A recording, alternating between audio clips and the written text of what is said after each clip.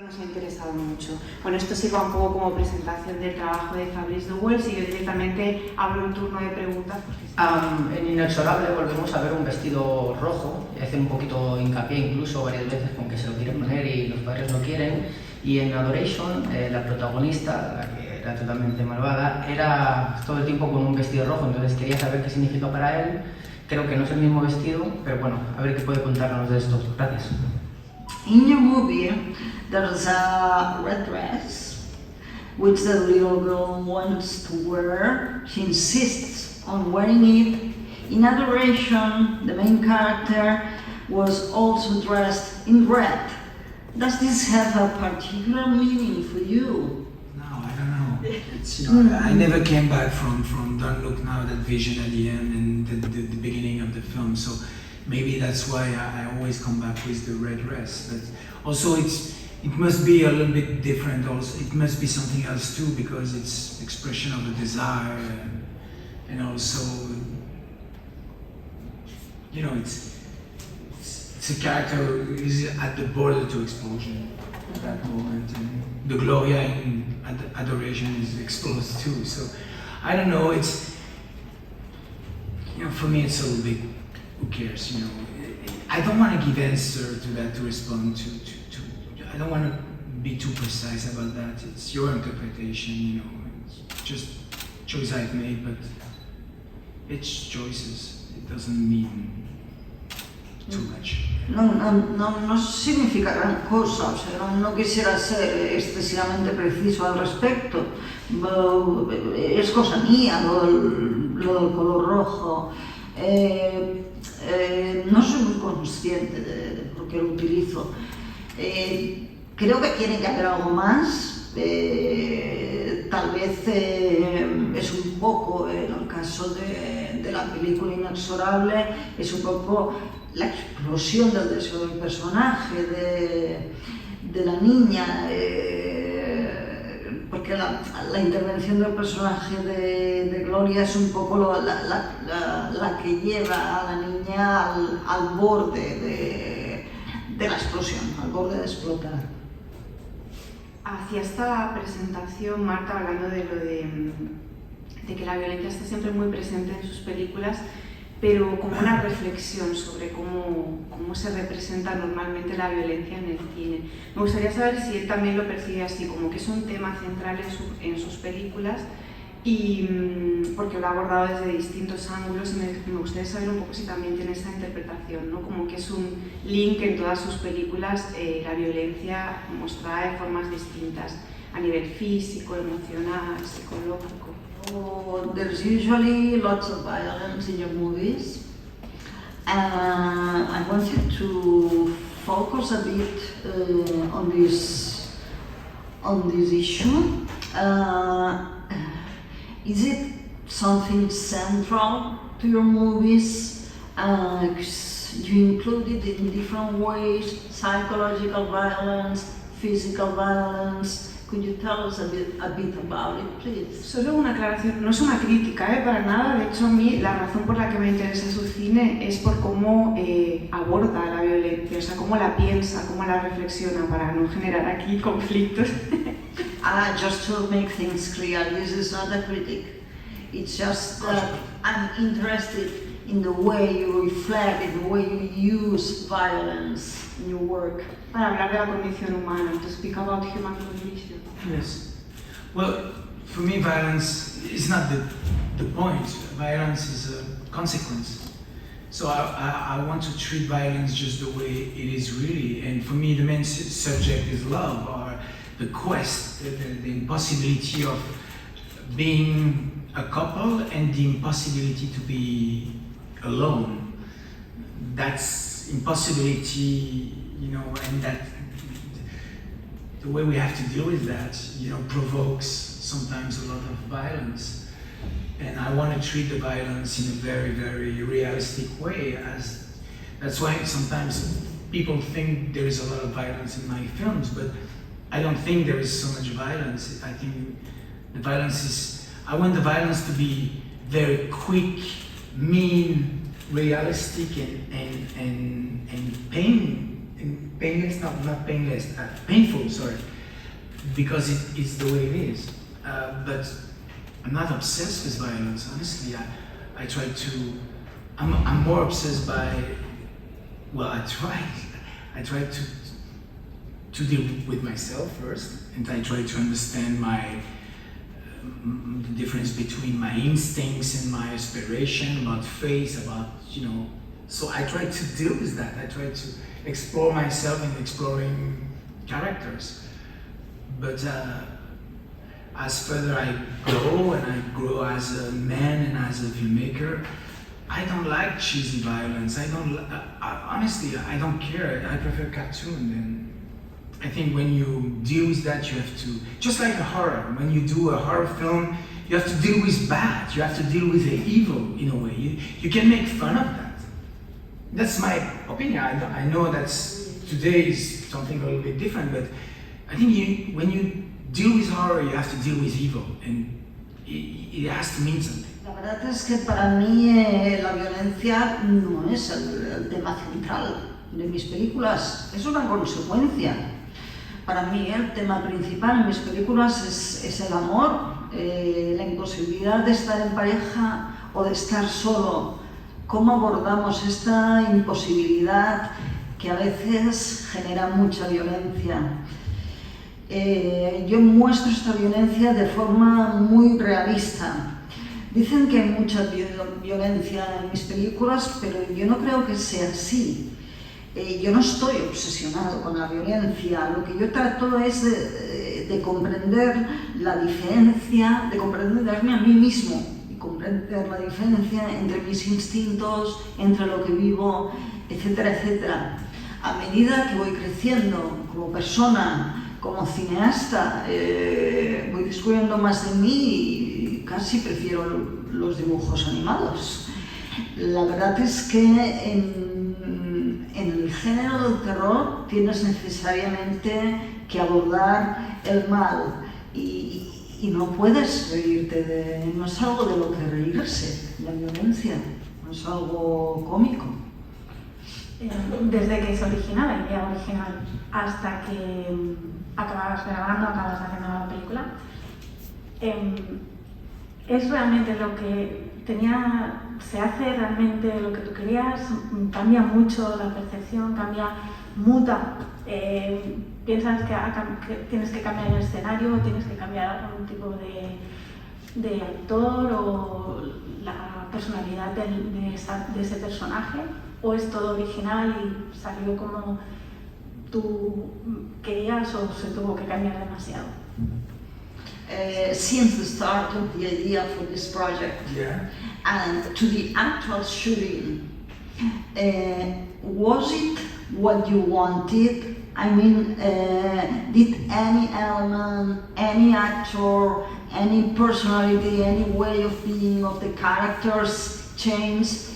Did you do the movie you actually wanted to do? Yes, but making a movie is a long journey. You don't know exactly what you're gonna get at the end. So you start with an idea, and then the journey is a little bit just like Truffaut said. It's just like a walk in a calèche. You start and you don't know how it's gonna be. So of course I plan to shoot with some actors, and then the actors leave, so I need to recast and blah blah. So you need to adapt. You have that ability to adapt. But in fact, I stick to the movie. I think so. I stick to the movie, and also it was very important for me with that particular movie to prove myself that I can build some tension. I can build a very intense tension. I can build sets. I wanted to invite, to open a little bit my audience, to invite them to settle in the couple, the beginning of the film, to be a little bit more. Less in your face. My previous movie were a little bit more, that's it, that's the way it is, and you have to buy it or not. But so I wanted to make more Chabrolien style, to make the people enter in the world, and then suddenly, slowly build a real tension, to have a very strong, tense 30 minutes. So that was my main concern in that film. So I need to rephrase and to think a little bit differently than I used to did, and I was very excited about that. It was quite complicated for me, because it was another way to work. But in fact, I think I win something, and it will change probably my perspective in my next project and the way I'm going to shoot in the future. Yeah. Bueno, hacer una película es un largo viaje. Tú partes de una idea y no sabes cómo va a salir.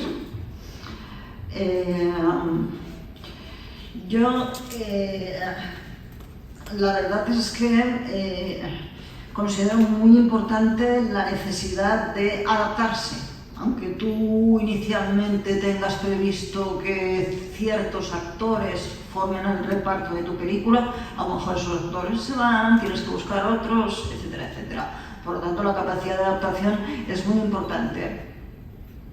La verdad es que en el caso de mi última película, me ceñí bastante a la idea que quería, me ceñí bastante a la peli en sí, pude crear muchísima tensión. Y mi intención era invitar al público a instalarse en el mundo de esa pareja y poco a poco llegar a esos 30 minutos de gran tensión que contiene la película. En este proyecto he trabajado de una manera distinta y creo que el modo en que he trabajado en este proyecto va a influir, sin duda, va a transformar de algún modo mi modo de trabajar en proyectos futuros. Quería preguntarte sobre el tema de la película, sobre el tema del fan que se obsesiona por el creador, que es un tema muy utilizado en el cine. Si eso supone un reto especial, si tú tuviste en cuenta que este tema se ha tocado mucho y te pesó o no te pesó. Muy bien. You tell us about something which has been on screen quite often, the theme of the fan who gets obsessed with a creator. The fact that this has been on screen so often, did it represent a challenge for you? Honestly, I never thought about that. I can read on Twitter and some review that people say that, but I thought it was very exciting. And for me, cinema is always the way a voice or a vision can go through a subject. Sometimes I feel some people who don't like the film, and why not? There's no problem for me. Say, well, it's a little bit classical. Say, yeah, well, then it's the classical aspect doesn't matter. It's the way you go through that, if it's relevant or not. For me, it wasn't that the subject is not the fan. The subject is all the characters have dilemma.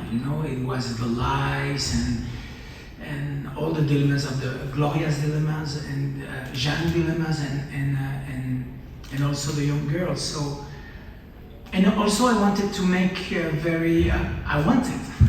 I wanted to build a tension, and I wanted to make something enjoyable. Of course, as a cinephile, that's the kind of movie that I love. And Misery, I've watched the film 100 times, just like Total Attraction and many more. Or Suspiria or whatever, just like, of course, but when I do a film, I'm not thinking about other films, I'm just thinking about how can I explore my subject through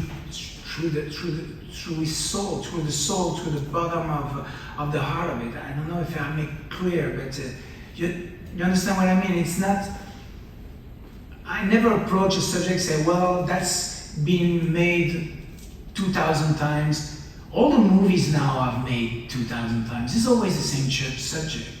What's important for a filmmaker, especially now because we live in a very globalization, everything looks the same. Look at Netflix, it's fucking boring. Every series looks the same than the others. There is no peculiar voices. Of course there is still, hopefully, but as a filmmaker I try to approach style. I try to the more close to my voice, without any lies, without any pretension, completely naked. And it's hard, believe me. It looks simple, but it's not. Because you have to be confident enough, and you have to be able to be brave enough to fall, to really fall. Once again, and to conclude, as a filmmaker, I think, and as a cinephile, the only thing that imports me is the voice of the filmmaker. It's the only thing who matters, in fact. The subject, everybody talking about subject, but the subject is not a good film. Politically correct is not a good film. Male, female, we don't care about that. We care about good film, good voices, good approach. Is that pushing you? Is that put you in a better person, or entertaining is not enough for me? Nunca lo pensé, nunca pensé en ello. O sea, para mí el cine, lo que tiene de emocionante el cine es que el cineasta ofrece su propia visión de un tema en concreto.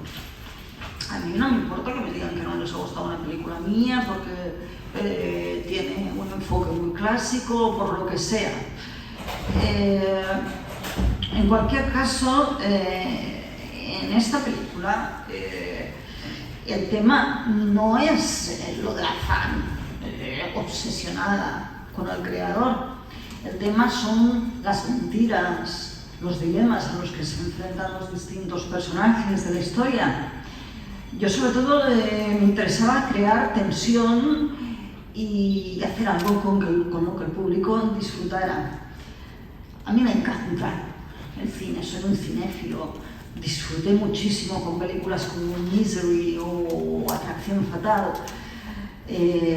Cuando yo trabajo, yo no pienso en otras películas, yo pienso en cómo puedo indagar en el tema que voy a abordar en mi cinta.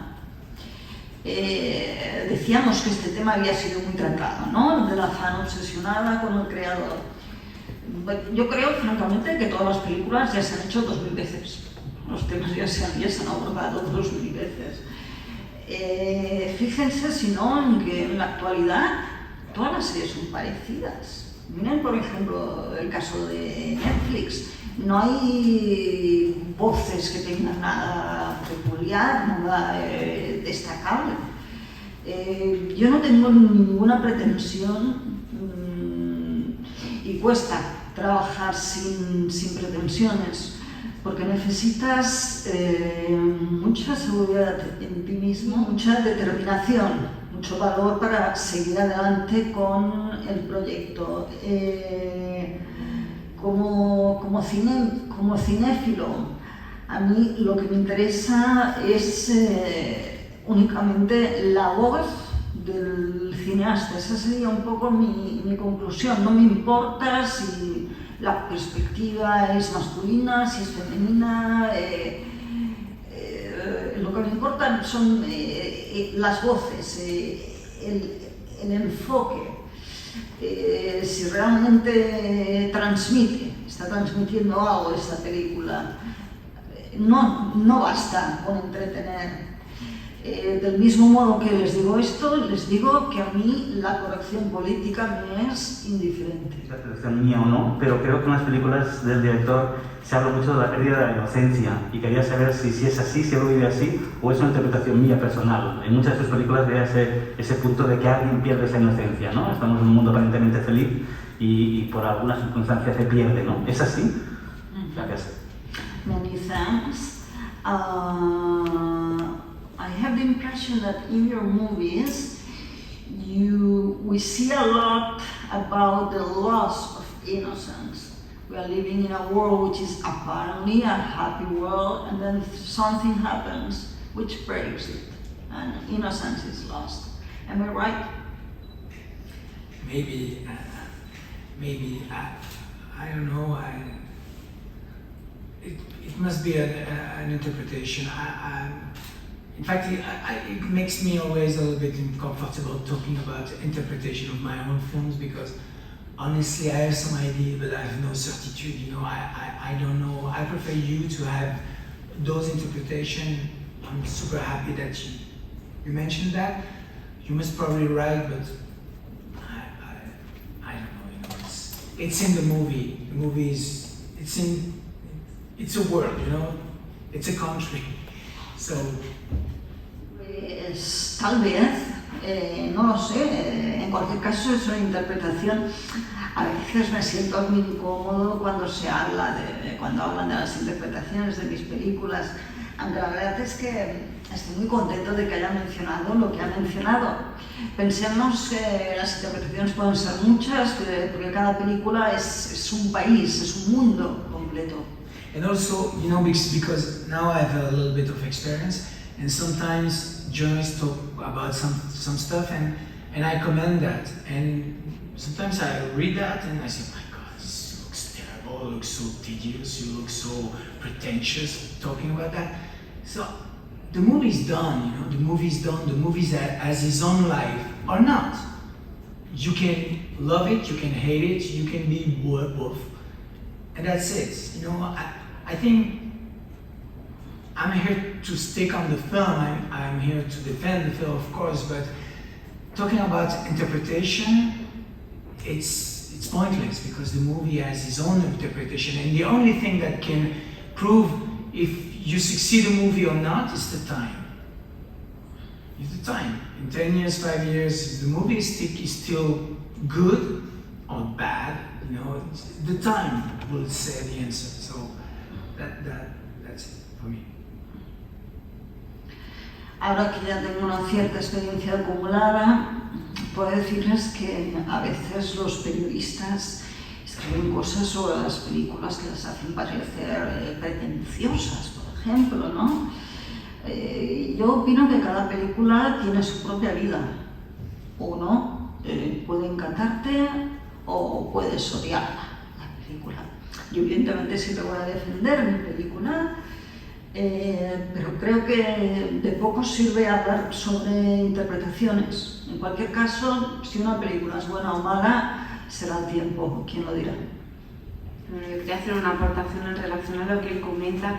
Es que creo que estamos en un momento que es especialmente hostil para las películas, porque prácticamente todas se analizan desde el tema y se dejan muchas otras cosas fuera que le dan valor, ¿no? Y creo que estamos obsesionados en los últimos años desde la crítica e incluso desde los propios cineastas cuando presentan sus películas por abordarlo todo desde el tema, y creo que eso es muy malo para el cine, la verdad.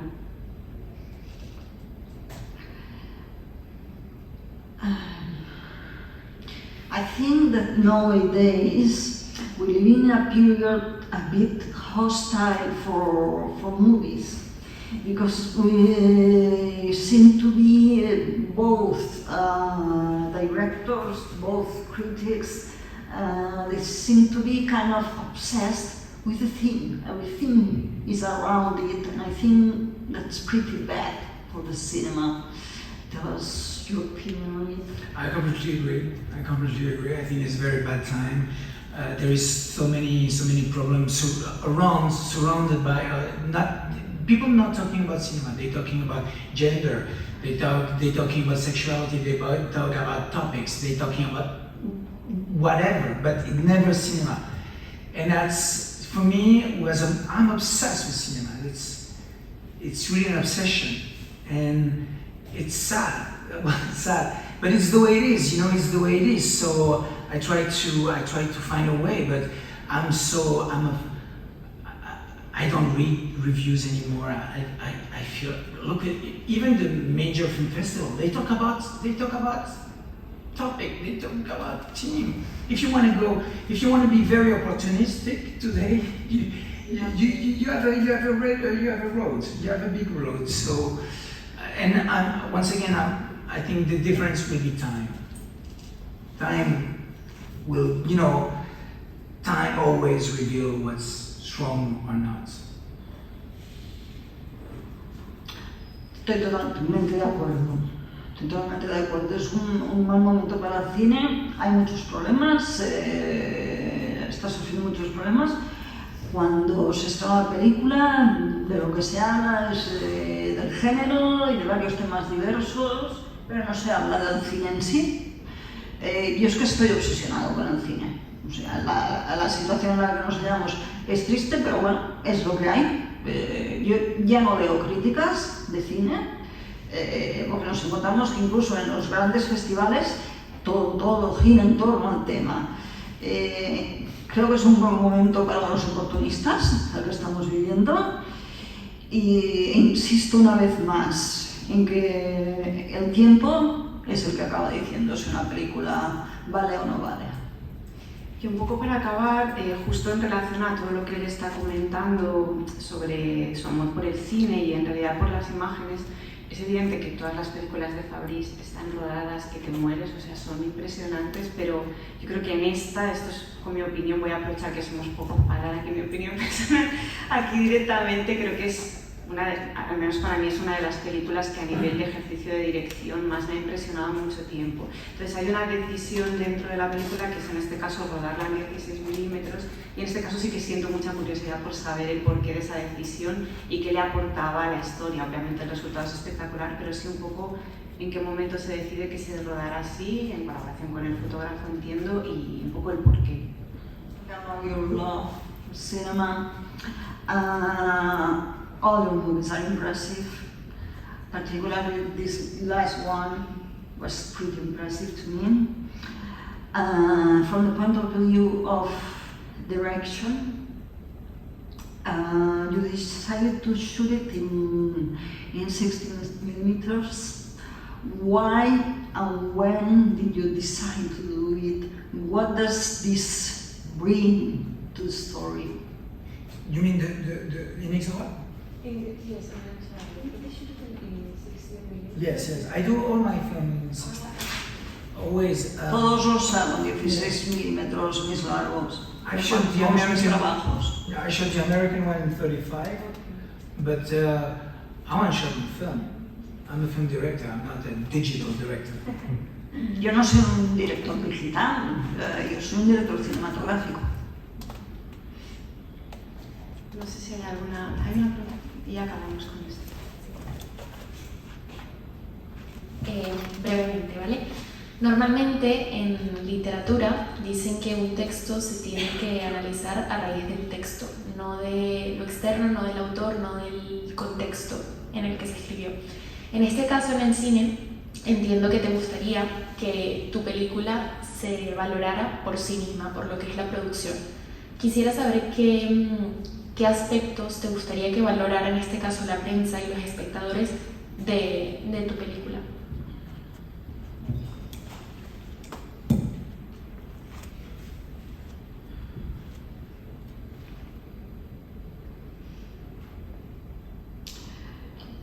When talking about literature, usually it is said that the text needs to be analyzed from the point of view of the text itself.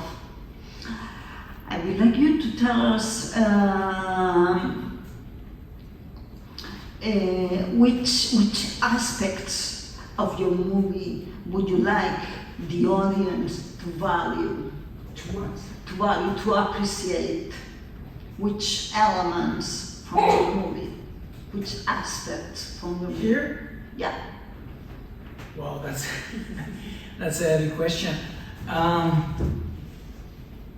For me, well, if you leave the theater and you forget the movie immediately, that would be terrible for me.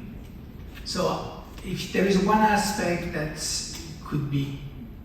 I would be enjoy, it's you keep an image of the film. You keep something of the film.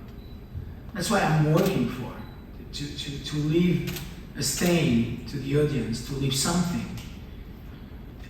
That's why I realize now that I will never be Steven Spielberg, for example. But Steven Spielberg is great. It's a bad example, sorry. It's a terrible example.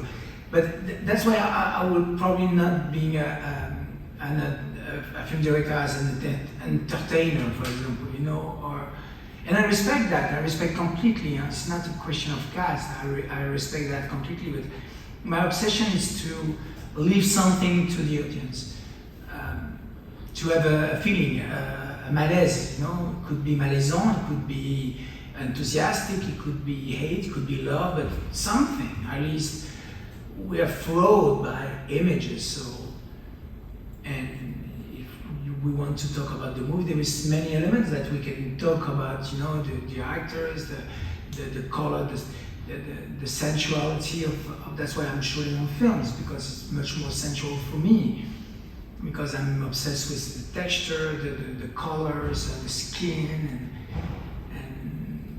and the bodies. But most of all would be for you to have an image.